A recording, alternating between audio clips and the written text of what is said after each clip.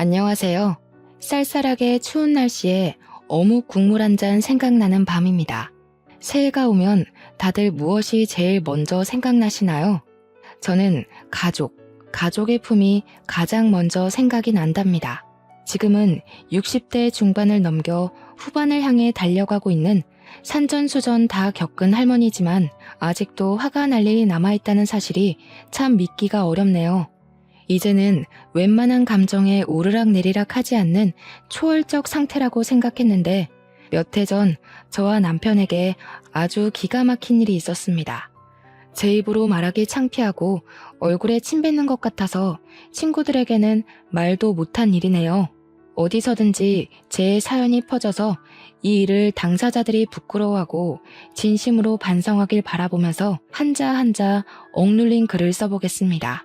저에게는 남들처럼 아들 하나 딸 하나 그리고 제 배 아파 낳은 딸은 아니지만 누구보다 소중한 막내딸이 하나 더 있습니다. 말씀드렸다시피 제 배로 낳지 않은 딸은 바로 저의 시조카인데요. 평생을 제가 키웠습니다. 우리 남편에게는 나이 차가 얼마 나지 않는 남동생이 하나 있었습니다. 저희가 결혼하고 다음 해에 바로 시동생이 결혼식을 올렸으나 저희가 애를 둘 낳고 초등학생이 될 때까지 키우는 동안 시동생네는 아이가 생기지 않아 힘들어 했었습니다.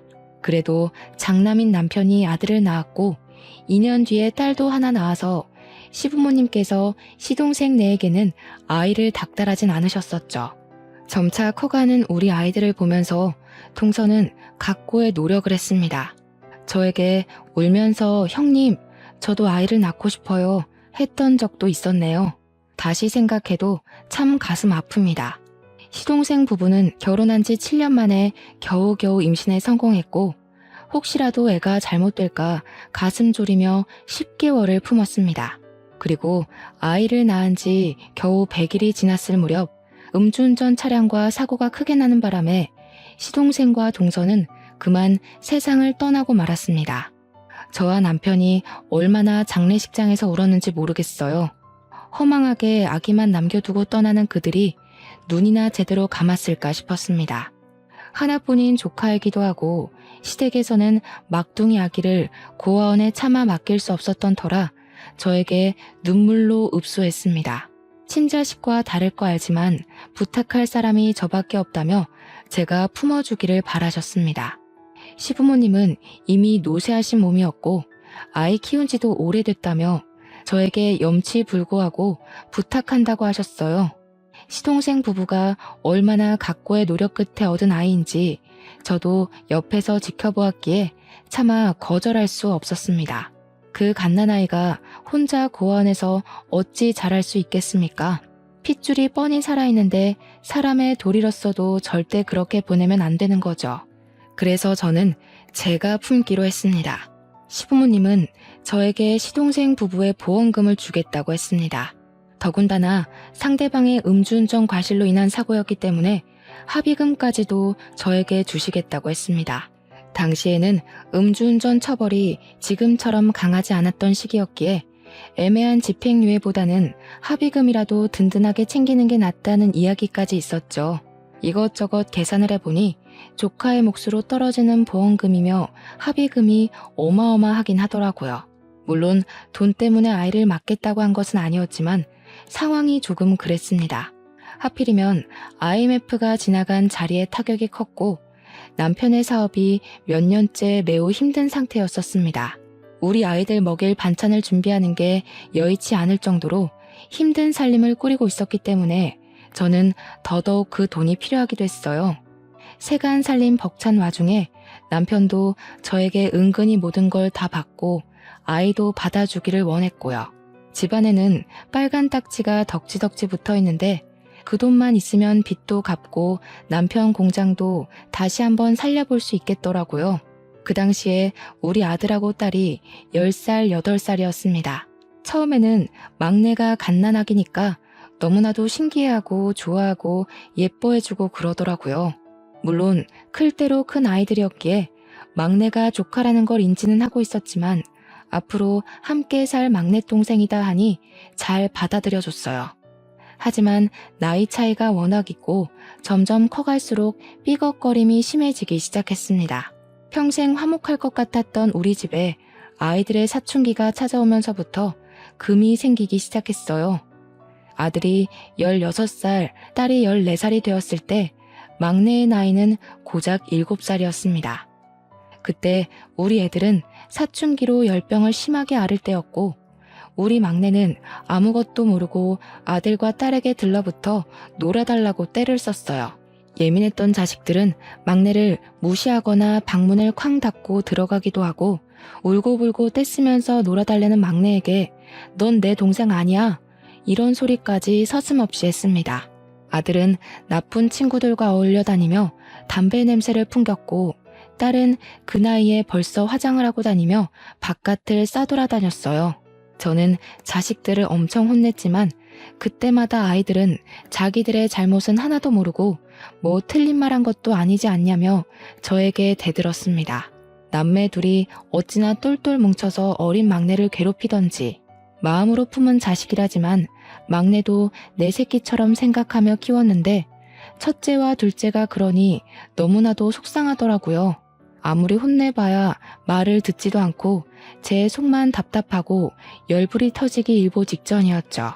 막내에게만 못되게 구는 게 아니라 저와 남편에게까지 못되게 굴다 못해 학교에서도 맨날 문제만 일으켰거든요. 막내 돌보기도 바쁜데 다 큰 녀석들이 매번 학교에서 선생님의 연락을 받게 하니까 저도 점점 지치게 되었습니다. 그나마 다행인 건 남편의 사업이 다시 순항을 이루고 있었다는 것이었습니다. 보험금과 합의금으로 받은 돈으로 사업을 다시 일으킬 수 있었습니다. 그 당시 억 단위 돈의 위험은 정말 상당했거든요. 공장이 다시 굴러가기 시작하면서 남편은 중국 쪽에 있던 모든 자본을 동남아로 돌리기 시작했습니다. 그때만 해도 동남아의 인력은 거의 무시당하는 쪽이었는데 우리 남편은 동남아의 인건비가 저렴하다는 걸 일찌감치 깨닫고 사업을 우회한 거죠. 몇 년 뒤 중국 공장의 자본금이 올라가면서 인건비도 오르고 중국 정부에서 외국 그룹이 본인들의 공장을 점령한 걸 막은 적이 있었습니다. 다들 휘청하고 동남아 쪽으로 그제야 눈을 돌릴 때 이미 남편의 공장은 튼튼하게 자리를 잡은 다음이었습니다. 그러다 보니 대기업 하청도 받게 되고 점점 부가 쌓여가기 시작했어요. 저희는 제일 먼저 이사를 했습니다. 아이들이 크기도 했고 둘째 딸과 막내가 같은 방을 쓰는 게 불편해 보였거든요. 각자에게 방을 줄 수 있는 큰 평수의 방이 필요하다고 생각해서 남편과 상의 끝에 꽤 학군이 좋은 동네로 큰 평수의 집을 찾아 이사를 하게 되었습니다. 남편과 저는 그런 부를 쌓을 수 있었던 것이 모두 막내의 덕분이라고 생각하면서 살았습니다. 우리 자식으로 호적까지 전부 정리를 해둔 상태였고 우리가 키운 거나 마찬가지였지만 그래도 친부모의 존재는 또 다른 거잖아요. 언젠가 때가 되면 우리 자식이 아니라는 말을 상처받지 않게 잘 돌려서 이야기를 해줄 생각이었어요. 원한다면 막내딸이 아니라 조카라고 불러주겠다고 마음까지 먹었죠. 그게 막내가 진심으로 친부모를 인지할 나이가 되면 다 그렇게 해줘야 하는 게 진리라고 생각을 했습니다.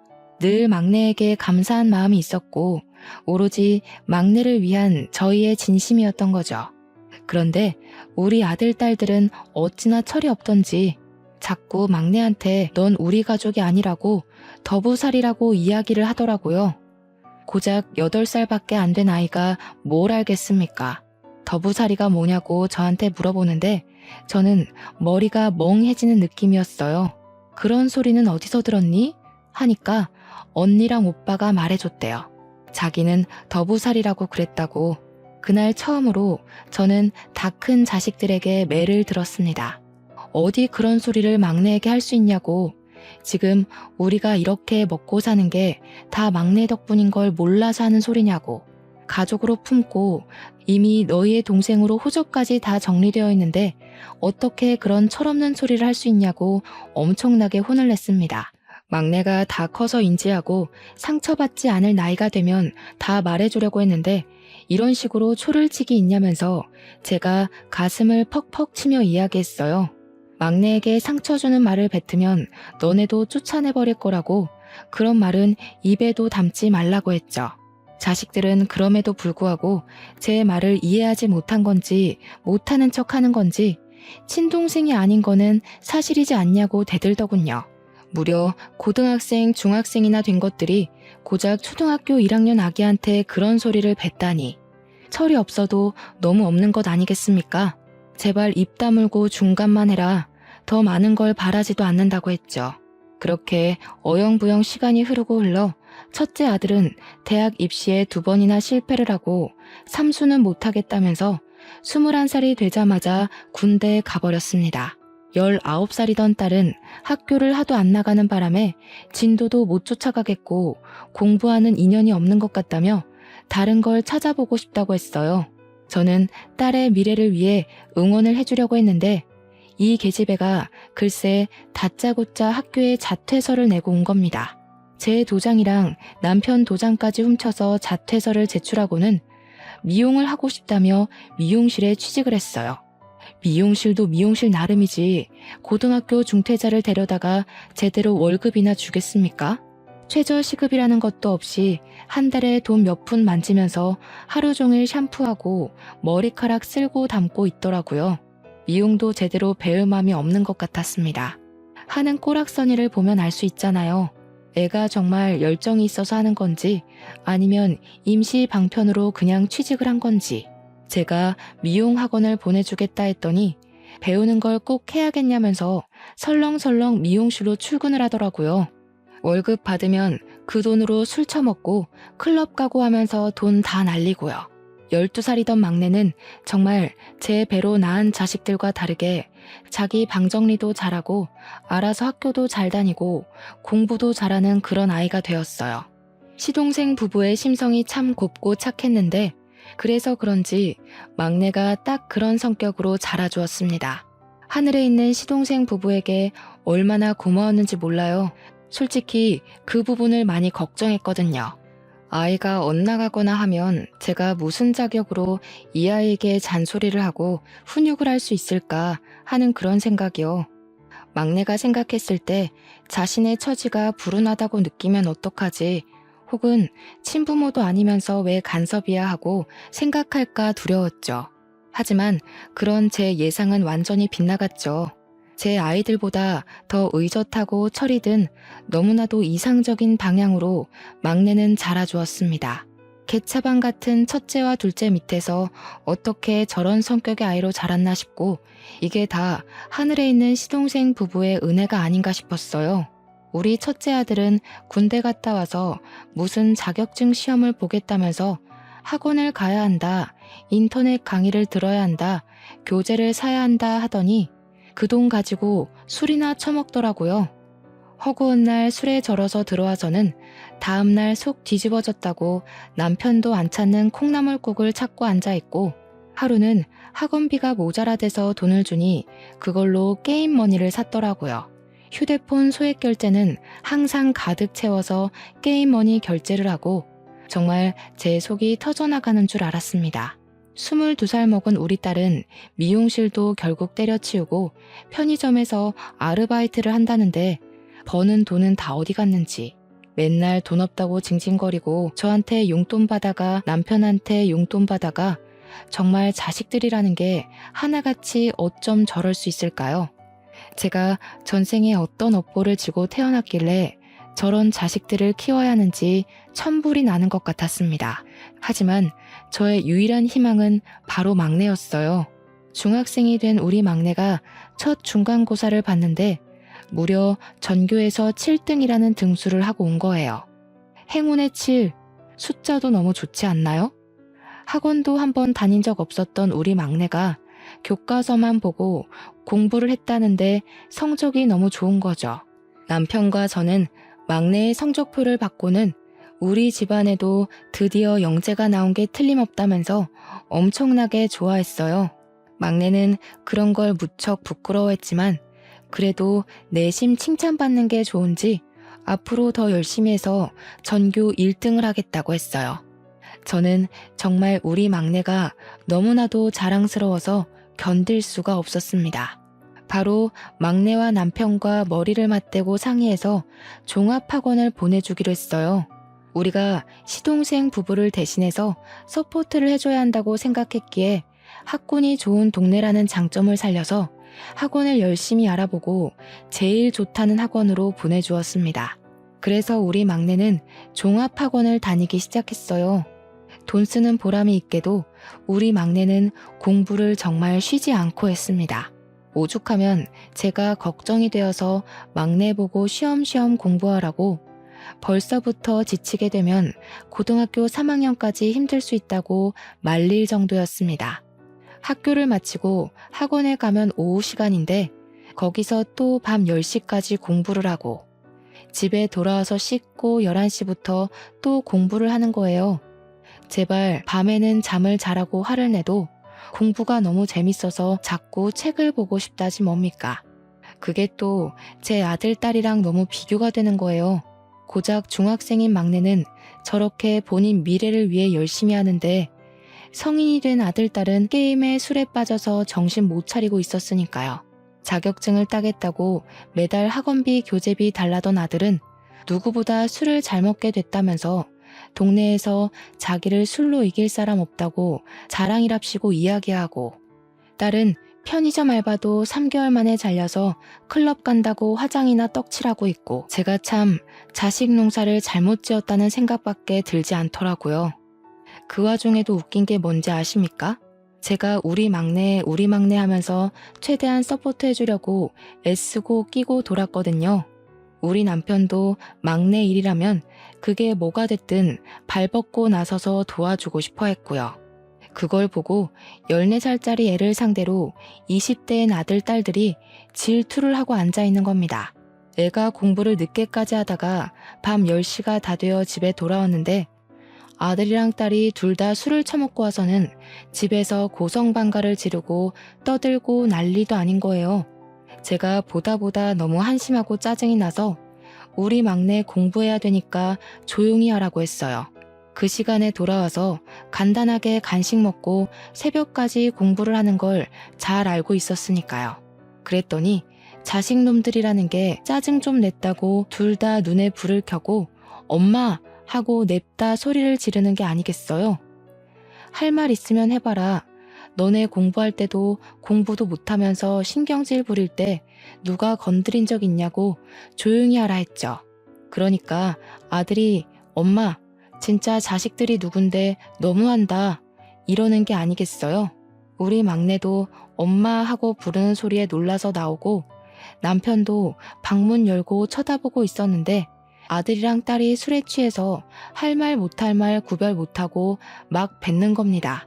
우리가 친자식이지 누가 보면 막내가 친자식인 줄 알겠어. 주워온 게 누군데 우리한테 그래? 이러면서 막내는 우리 가족이라고 하긴 애매하지 하면서 둘이 난리가 난 거예요. 제가 너무 당황해서 조용히 하라고 소리를 막 질렀죠. 그랬더니 아들이 피식피식 웃으면서 놀래서 눈 동그래진 막내한테 맞잖아. 아무리 싸고 돌아도 엄마 배로 낳은 자식 아니잖아. 이러는 거죠. 막내한테 대놓고 딸은 우리 엄마 아빠한테 평생 감사하고 살라고 고아원 갈 뻔한 거 걷어준 거야. 알아서 잘하라고 하는 거예요. 저는 정말 하늘이 무너지는 기분이었습니다. 우리 막내가 먼저 물어보거나 혹은 막내가 모든 걸 다 이해할 수 있는 시기가 되면 이야기해 주려고 했던 건데 이제 막 사춘기가 올 아이한테 그런 소리를 하니까 제 가슴이 다 쓰라린 기분이었어요. 근데 그때 가만히 듣고 있던 남편이 고개 숙이고 아무 말 못하고 옴짝달짝 못하는 막내가 가슴 아팠는지 애들에게 큰 소리를 냈습니다. 너네 지금 뭐 뜨라는 거야? 하면서 남편이 일부러 쿵쾅거리면서 나오니까 그래도 지 아비는 무서워하는 애들이 우물쭈물 하더라고요. 다 큰 자식들이 저렇게 생각이 없어서 되겠어? 너네가 아주 등 따뜻하고 배부르고 부족함 없이 사니까 그딴 소리를 하지. 너네 아주 꼴도 보기 싫다. 당장 나가서 너희들끼리 살아봐. 남편이 강경하게 나오니까 애들도 꿀먹은 벙어리 되고 막내만 어쩔 줄 몰라 하는데 제가 막내 옆으로 가서 손을 꼭 잡아주었어요. 제가 막내 편을 들듯이 행동하니까 딸이 또 선을 넘더라고요. 어떻게 친자식을 내쫓을 생각을 할 수 있냐면서 저랑 남편이 늙으면 누가 돌볼 것 같냐고 검은 머리 짐승은 키우는 거 아니라잖아 하면서 이야기하는데 도대체 편의점 알바 3개월도 못 채우고 잘린 주제에 누가 누구를 돌본다는 말입니까? 제가 진짜 어이가 없어서 헛웃음을 픽 하고 흘렸어요. 제 딸이지만 정말 말도 얄밉게 하고 우리 막내 가슴을 후벼파지 못해서 안달난 사람처럼 굴더라고요. 그러더니 아들이 그러더라고요. 막내를 가리키면서 어차피 막내는 친자식 아니라서 유산 상속도 못 받는 거 아니냐고요.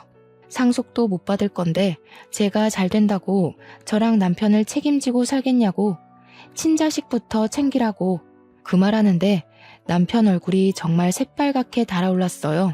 화가 머리 끝까지 났다는 표식이었습니다. 그래, 너네 이제 성인이니까 너네도 스스로 벌어서 스스로 살아라. 언제까지 우리가 너네 책임지고 데리고 살 수는 없지 않겠냐. 우리 집이 지금까지 먹고 살 수 있었던 기반이 되어준 것도 다 막내 덕분이다. 내가 할머니한테 다 들었어. 돈 때문에 막내 맡은 거라며. 제가 막내가 오해할까 싶어서 바로 아니라고 정정을 했어요. 돈 때문에 막내를 맡는다는 게 말이 되냐? 애 하나 키우는 게 고작 돈이면 다 되는 줄 아냐고. 얘가 얼마나 귀한 딸인 줄 아냐고 했어요. 그러니 딸이 자기는 귀한 딸이 아니라서 아무것도 안 해주냐고 하는데 도대체 제가 뭘 안 해줬다는 건지 어이가 없더라고요.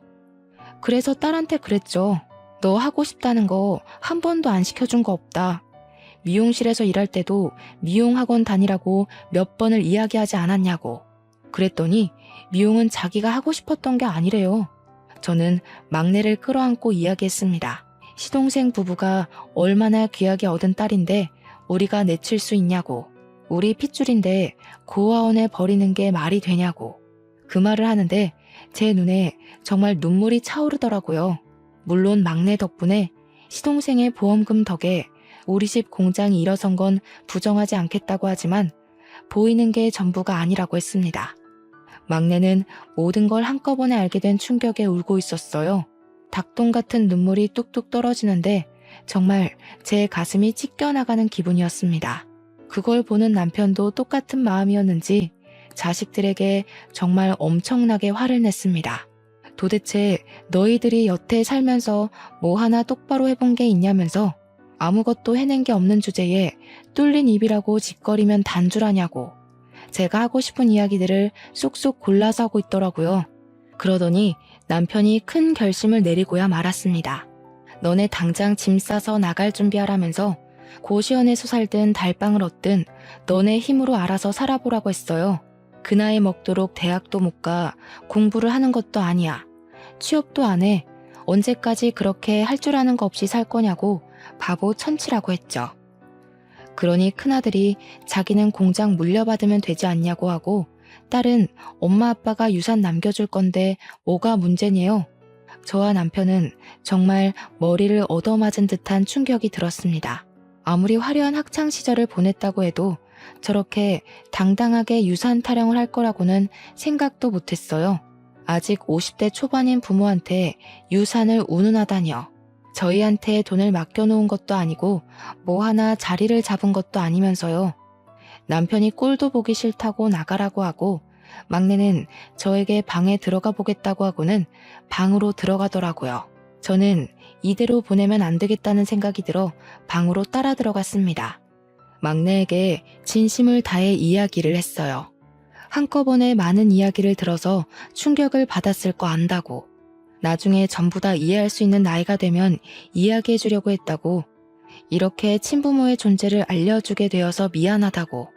사춘기로 예민할 텐데 마음 쓰일 거 다 안다고 토닥토닥 해주었죠. 그랬더니 막내가 자기가 저와 남편의 친자식이 아닌 건 이미 알고 있었대요. 아들이랑 딸이 맨날 그 이야기를 몰래 꺼냈고 어느 날부터 자기가 이 가족의 진짜 구성원이 아니구나 하는 걸 느꼈대요. 그래서 저한테 더 잘하고 싶었다고 오히려 저한테 죄송하다고 말하면서 오는데 정말 이날은 어떤 말로도 제 감정을 표현할 수 없어요. 비록 내 배로 낳은 건 아니지만 막내는 내 딸이 맞는다고 절대로 사이 틀어지지 말자고 약속까지 꼭 걸었습니다. 막내가 저한테 울면서 정말 보험금 때문에 저 키우신 거 아니죠? 하는데 저도 엉엉 울었어요. 절대 아니라고, 너를 받아들이기로 한 순간부터 너는 내 딸이었다고 했습니다. 안 그랬으면 호적 정리도 안 했을 거라고, 내 딸이니까 입양까지 한 거라고 이야기했어요. 물론 그 돈을 그때는 필요해서 썼다고 하지만 그 보험금만큼 우리가 벌어서 채워놨다고 너 성인 되면 줄 거라고 이야기를 했어요. 화들짝 놀라면서 아니라고 하는데 제가 그 돈 안 챙겨주면 나중에 시동생 부부를 무슨 면목으로 하늘에서 만나겠나요? 막내도 어느 정도 오해가 풀렸는지 공부를 더 하다가 자겠다고 하길래 방에서 나왔습니다. 아들이랑 딸은 방으로 들어가 숨은 건지 뭔지 보이지도 않고 남편만 거실에서 씩씩거리고 있었습니다. 그래서 저는 남편에게 어떻게 할 거냐고 물으니 뭘 물어보냐고 정말 내쫓아 버릴 거라고 하더군요. 고생도 해보고 정신을 차릴 거 아니냐면서 한 달 안에 취업해서 나가라고 저한테 신신당부하라고 전하더군요. 기숙공장에 들어가던 아니면 정말 모텔이라도 잡아서 나가던 이 집 밖으로 내쫓을 거라고요. 저는 남편 말에 솔직히 동의를 했어요. 우리 자식이라고 하지만 언제까지 망나니 짓 하는 걸 두고만 볼 순 없으니까요. 그래서 다음날 남편이 출근하고 슬그머니 밥 달라며 눈치 보면서 나오는 아들, 딸에게 이야기를 했습니다. 아빠가 한 달 안에 기숙공장을 가든 집을 구하든 취직해서 나가라고 했다고 딱 잘라서 이야기를 했어요. 그러니 애들이 놀라면서 어떻게 나가서 살 수 있겠냐고 엄마가 좀 말려줘 하면서 생떼를 피우는데 저도 딱 잘라 말했습니다. 입 조심하고 행동 조심 안 한 건 너희들인데 왜 나한테 그런 걸 바라냐고요. 제가 냉정하게 이야기하니 애들도 꿀먹은 벙어리가 되더라고요. 나가서 고생하면서 살아보라고, 한 달 안에 취직하는 게 너희한텐 좋을 거라고 하고 밥도 그냥 김치랑 동치미만 줬어요. 반찬 투정도 못하고 우물쭈물하면서 대답도 제대로 못하더라고요. 그렇게 살얼음판 같은 2주가 지나고 딸은 무슨 빵 공장에 취직을 했다고 하고 아들은 콜센터에 취직했다고 하더라고요. 둘 다 죽겠다 죽겠다 하면서 은근슬쩍 눈치 보고 넘어가길 바라는 것 같았지만 남편은 칼같이 굴었습니다. 이제 너네도 부모의 그늘에서 벗어나서 살아보라고 하면서 월세 얻을 보증금 정도는 보내주겠다고 했어요. 정말 딱 500만 원씩 보내주고는 나가서 집부터 알아보라고 했습니다. 아들이랑 딸은 울며 겨자 먹기로 나가서 발품 팔아 원룸을 알아보더라고요. 저희 남편이 한다면 또 하는 사람이거든요. 그러니 사업가로서도 성공할 수 있었던 거고요. 물론 아들하고 딸한테만 돈을 주는 것도 형평성에 어긋난다고 생각했는지 막내한테도 용돈으로 쓰던지 알아서 하라며 500만 원을 보내주었어요. 막내는 이렇게 큰 돈은 필요 없다고 했지만 나중에 대학 가서 자취하거나 등록금 내는데 보태던가 요긴하게 쓰라고 주었습니다. 아들이랑 딸이 이사하는 날에도 남편은 콧배기도 비치지 않았어요. 저도 일부러 이사 갈 집에 가보지도 않았고요. 이삿날까지 정말 나가야 되냐며 징징거리던 애들은 제가 빨리 짐 빼라고 하니까 결국 이사를 갔습니다. 그렇게 막내랑 남편 저까지 셋이 사는 집은 조용하고 평화로웠어요. 딱 3개월 지나고 집에 경찰이 찾아오기 전까지는 말이죠. 무슨 일로 찾아오신 거냐고 물어보니까 우리 첫째 아들 이름을 대더라고요. 우리 아들인데요 하니까 글쎄 아들이 사기를 쳤는데 집 주소가 여기로 되어 있어서 찾아왔대요. 전입신고도 안 하고 살고 있었나 봐요. 저는 사기라는 말에 놀라서 무슨 일이냐고 물어보니까 우리 아들이 소액 사기를 쳤다는 겁니다. 중고나라 같은 데에 가짜 물건을 올려 파는 그런 걸 했다는 게 아니겠어요. 이게 한두 건도 아니고 무려 17건이나 걸려서 사기죄로 재판까지 가야 하는데 아들이 어디 있는지를 알 수가 없어서 숲에 내려지기 일보 직전이래요. 저는 아들 원룸 주소를 경찰에게 알려주고 같이 찾아갔어요. 집에서 술 퍼먹고 퍼질러 자고 있더라고요. 이 시간엔 일해야 하는 거 아니냐고 하니까 취직한 곳도 2달 만에 그만뒀대요. 경찰서까지 끌려가는데도 술이 덜 깼는지 무슨 상황인지 제대로 인지도 못하더라고요. 경찰서 가서 취조하니까 그제야 울고불고 잘못했다고 비는데 25살이나 먹고 제가 진짜 쪽팔려서 얼굴을 들 수가 없었습니다. 경찰 측에서도 소송 건 사람들이 합의 의사를 밝혔다고 전과자 만들기 싫으면 합의하는 게 좋을 것 같다고 하더군요. 회사를 그만두고 월세 낼 날은 다가오는데 돈은 없고 그래서 사기를 쳤다고 하더라고요. 남편이랑 저는 어쩔 수 없이 합의를 해주었습니다. 정신 똑바로 차리고 살았으면 해서 내보냈더니 더 큰 사고를 치고 올 줄 알았겠어요. 첫째 아들이 그러더라고요. 앞으로 막내한테 허튼 소리 안 하고 괴롭히지도 않을 테니까 집에 들어와 살게 해달라고요. 남편이 그건 절대로 안 된다고 못을 땅땅 박더니 남편 공장에 출근해서 일을 하라고 하더군요. 사기죄로 고소를 한번 당했던 아들은 정신 차리고 남편 공장에 취직해서 출근을 하기 시작했어요. 속절없이 시간이 더 흐르고 우리 막내가 16살이 되었는데 학원을 다닌 뒤로 성적이 더 많이 올랐어요. 전교 1, 2등을 하는 막내의 진로 상담을 위해 학부모 상담에 가게 되었는데 특목고에 보내는 게 어떻겠냐고 하시더라고요. 과학고등학교를 생각하고 있었다는 막내의 말에 저희 부부는 전적으로 지원을 해주기로 했습니다. 성적 관리도 잘 된 편이고 경시대회 수상 이력도 있어서 지원해도 좋을 것 같다는 말에 냉큼 결정을 했어요. 막내의 성적이 좋다고 하니까 남편이랑 저랑은 신나서 동네방네 자랑을 하고 다녔죠. 그런데 또 한 번 사건이 일어나게 되었습니다. 바로 빵 공장에 다니고 있던 딸에게 연락이 왔는데 할 말이 있다면서 집으로 찾아오고 싶다고 하더라고요. 무슨 일 때문에 그런가 했더니 글쎄 딸이 웬 남자랑 같이 집에 들어서는 게 아니겠어요? 딸이 온다고 해서 아들도 부르고 막내도 오래간만에 학원 쉬고 집에서 기다렸는데 딸이 배가 불러서 나타난 거죠. 딸이 당당하게 결혼하겠다고 애아빠라면서 남자를 소개해 주는데 누가 봐도 정말 사기꾼처럼 생긴 놈이었어요. 얼굴에 버터 바른 것처럼 생겨서 왜 이 사람 저 사람 다 꼬드기게 생긴 그런 사람 말이에요. 남편이랑 저는 너무 당황해서 아무 말도 못하고 딸아이 배만 바라보고 있었습니다. 오죽하면 아들이 딸한테 머리에 총 맞은 거 아니냐고 막말을 하는데도 아무 소리 못하고 있었어요. 이미 임신 6개월이라고 배를 쓰다듬는데 우리 딸 고작 25살이었단 말이죠. 혼인신고도 이미 했고 혼수만하게 돈을 보태달라고 찾아온 거였더라고요. 알고 보니 빵 같은 공장에 다니고 있었던 남자였고 살림 차린 지도 1년이 넘었다고 했어요. 공장에 들어가서 얼마 안 되어 사귀게 되었고 바로 동거를 시작했다면서 남자 쪽에 인사는 드렸냐고 하니까 고하래요. 시부모도 없으니 얼마나 좋냐면서 철없이 구는데 목덜미 잡을 뻔했습니다. 결혼식도 안 할 거라면서 1억만 보태주면 살림이 좋아질 것 같다고 애도 태어날 거니까 돈 좀 달래요. 결국 남편이 딸에게 1억을 해주겠다고 했죠. 그랬더니 이번에는 아들이 거품을 물고 달려드는 게 아니겠어요? 왜 딸만 1억을 해주냐고 자기도 1억 해달라고요. 남편이 딱 잘라서 너 결혼할 때 1억 해줄 테니까 입 다물으라고 했어요. 그러니 자기도 여자친구 있다면서 결혼하겠다는데 진짜 주둥이를 확 찢어버리고 싶었네요.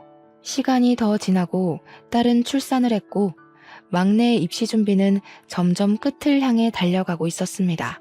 당연하게도 우리 막내는 과학고등학교에 당당하게 합격을 했어요. 집 근처에 있는 학교라서 기숙사에 들어갈 필요도 없었고 정말 너무 행복했습니다.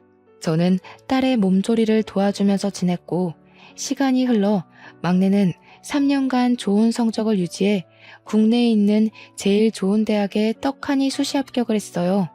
우리 막내가 대학생이 되었을 때 아들도 결혼을 했고 약속했던 대로 1억을 지원해 주었습니다.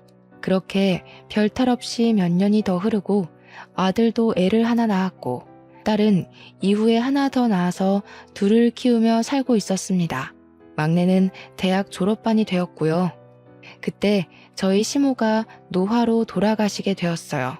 병도 없이 무탈하게 눈을 감으셔서 남편과 저는 호상이라고 생각했죠. 당연히 자식들 모두 빈소를 지키고 있었는데 둘째 날 저녁에 막내가 저한테 슬쩍 오더니 할 말이 있다는 겁니다. 뭐냐고 물어보니 아들이랑 딸이 부조금 넣는 함에 손을 넣어서 돈 봉투를 빼는 걸 봤대요. 에이 설마 하면서도 제 자식들이 그동안 해온 게 있으니까 제가 차마 믿지를 못하겠더라고요. 그래서 그날 밤에 남편이랑 같이 돈 봉투랑 방명록을 확인하기 시작했어요. 정말 말도 안 되게도 돈이 비더라고요. 한두 푼도 아니고 꽤 많은 봉투가 사라진 겁니다.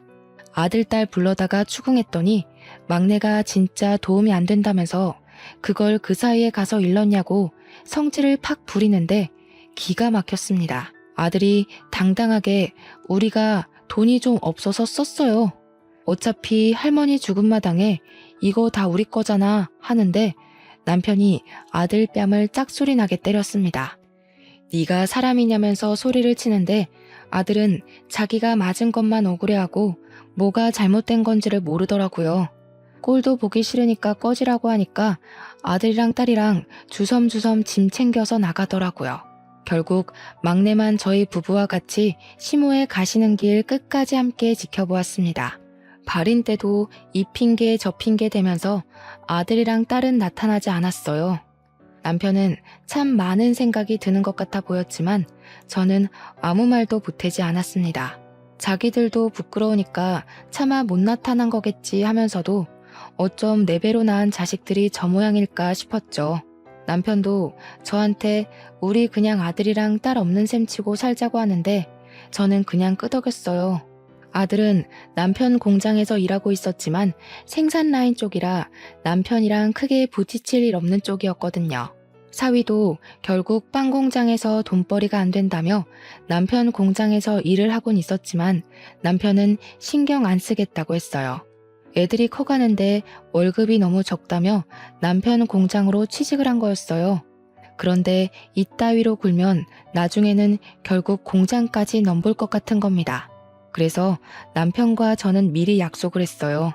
나중에 우리가 늙어서 공장을 돌보지 못할 때가 오면 전문 경영인을 두자고요. 아들과 사위도 믿음이 가질 않더라고요. 공장에 상주하는 직원이 몇인데 그 치들에게 공장을 맡기겠습니까? 시간이 흐르고 흘러 저희 나이가 65살이 되었습니다. 그때쯤 우리 막내가 박박 우겨서 남편과 저는 머리부터 발끝까지 건강검진을 받기로 했어요.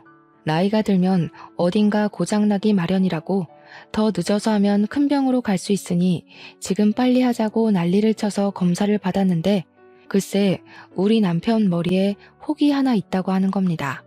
머리뼈 가운데에 있는데 위치가 좋지 않아서 조직 검사를 해보는 게 좋겠다고 했어요. 우리 부부는 너무 놀라서 말이 나오지가 않았죠. 뇌암일 수도 있다고 하는데 누가 겁을 먹지 않을 수 있겠습니까? 그래서 일단 조직 검사 결과가 나와봐야 알 수 있지만 수술 방법도 알아보고 했어요. 위치도 크기도 별로 좋진 않지만 악성이 아닐 경우에는 약만 먹어도 크기가 줄어들 거라고 했습니다. 막내가 결과가 어떠냐고 물어보길래 아들, 딸, 며느리, 사위, 손주들까지 싹 불러서 밥이나 함께 하자고 운을 뗐습니다. 북적북적하게 모인 자리에서 넌지시 이야기를 꺼냈어요. 결과가 정확하게 나오지 않았다는 말은 생략하고 머리에 암 같은 게 보인단다 하고 운을 뗐더니 아들이 놀래더군요. 근데 하는 말이 가관이었습니다. 그러면 공장은 이제 내가 물려받는 건가? 저와 남편은 아들을 바라보고 아무 말도 못하고 있었죠. 뇌암일 수도 있다는 부모 앞에서 공장 타령을 할 때입니까? 그런데 진짜 기가 막힌 일은 딸과 아들이 싸우기 시작하면서부터였습니다. 공장을 왜 오빠가 물려받아? 오빠는 생산 라인 쪽이고 우리 남편이 사무직인데 당연히 더 똑똑한 일을 하는 우리 남편이 물려받아야 공장이 돌아가지 않겠어? 저는 이게 다 무슨 소린가 싶어서 아들이랑 딸한테 제대로 이야기를 해주려고 했는데 남편이 제 손을 딱 잡고 말리더군요. 무슨 말을 하는지 일단 드러나 보자고 하는데 진짜 황당했습니다. 형님보다야 제가 운영은 더 잘하지 않겠습니까? 제가 사업 수완도 좋고요. 어머? 우리 남편이 장남인데 당연히 남편이 받아야죠. 어디 위아래도 없이 따지고 들어? 딸은 출가 외인인 거 몰라? 당연히 내가 맡아서 해야지. 아버지, 제가 공장 받으면 아버지 병원비 정도는 제가 책임질게요. 그래, 그럼 오빠가 공장 받는다고 치고 나는 뭐 줄 건데? 우리 이러지 말고 이참에 유산 정리부터 똑바로 하는 게 어때요? 막내 너는 우리 집 핏줄 아니니까 탐낼 생각하지 말고. 그래, 맞지. 친자식도 아닌데 숟가락 얹을 건 아니지? 공장은 일단 내가 갖고 너네는 군산에 있는 땅 가져가고. 그럼 지금 어머니 아버지 사는 집은 어떻게 처리하지? 남편이 부들부들하면서 한 소리 하려고 하는 순간 막내가 벌떡 일어나서 소리를 쳤어요. 야, 이 버러지 같은 새끼들아! 이러는데 우리 막내가 30살 먹도록 저는 정말 저런 소리 하는 걸 처음 들어봤습니다. 항상 저나 남편, 아들, 딸에게 존댓말을 쓰던 막내가 욕을 하다니요. 검은 머리 짐승 운운할 때는 언제고. 누가 지금 짐승짓 하는지 잘 생각해봐. 어떻게 아버지 아프시다는데 그런 소리를 할 수 있어? 그리고 따지고 보면 그 공장 우리 친부모님 덕에 일어난 거라 지분은 내가 제일 많거든요. 받을 생각도 없지만 언니 오빠가 이런 식으로 굴면 내가 권리 주장하지. 어떻게 부모 앞에서 유산 나눌 이야기를 해. 정말 속 시원하게 다 질러주니까 우리 남편도 그제야 이야기를 하더군요. 내가 암 같은 거라고 했지 암이라고는 안 했다. 죽을 병 걸린 것도 아니고 너네가 얼마나 돈 욕심을 내는지 내 아주 잘 알았다. 막내 말대로 권리는 막내한테 있으니까 김칫국들 마시지 말고 너네 한 푼도 안 줄 거다. 막내랑 상의해서 사회에 기부를 하든지 할게야. 막내야, 가자. 아들, 딸, 사위, 며느리 할 거 없이 당황해서 하는데 막내가 짐 챙겨서 일어나자고 하더군요. 나가는 뒤통수에 대고 변명을 막 늘어놓는 애들 무시하고 막내랑 집으로 왔습니다. 못 볼 꼴 보여서 미안하다 하니 막내가 아니라고 암 아니라서 다행이라고 하더군요. 저희는 막내와 상의해서 공장을 정리하고 전문 경영인을 두기로 했어요. 원래 병이라는 게 다 스트레스로 인해 생기는 거니까요. 아들, 딸이 모르고 있지만 남편과 제 명의의 상가 건물이 2채가 있었는데 그걸 막내에게 증여하기로 했습니다. 우리 노후 자금 제외하고는 막내의 연구실이랑 부모 없이 힘들게 지내는 아픈 환우들을 위한 사업체에 기부하기로 했어요. 우리가 모든 걸 정리한 걸 알고는 몇 개월 뒤에 아들이랑 딸이 찾아와서 화도 내고 울고 불고 빌고 난리를 쳤지만 저희는 내쳤습니다. 공장에 새 경영인이 들어오고 일부 감사를 진행하면서 아들이랑 사위가 그동안 뒷돈 해먹은 게 다 걸려서 고발당하고 쫓겨났더라고요. 그 후로 3년이 지난 지금까지도 도와달라고 찾아오고 막내를 통해 연락이 오는 듯하지만 저희는 안 보고 살고 있습니다.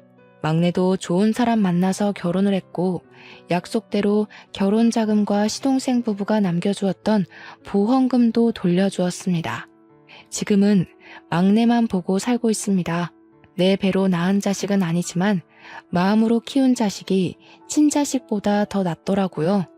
저희를 위해 마음을 써주는 우리 고운 막내가 앞으로도 오래오래 행복하게 살았으면 좋겠습니다.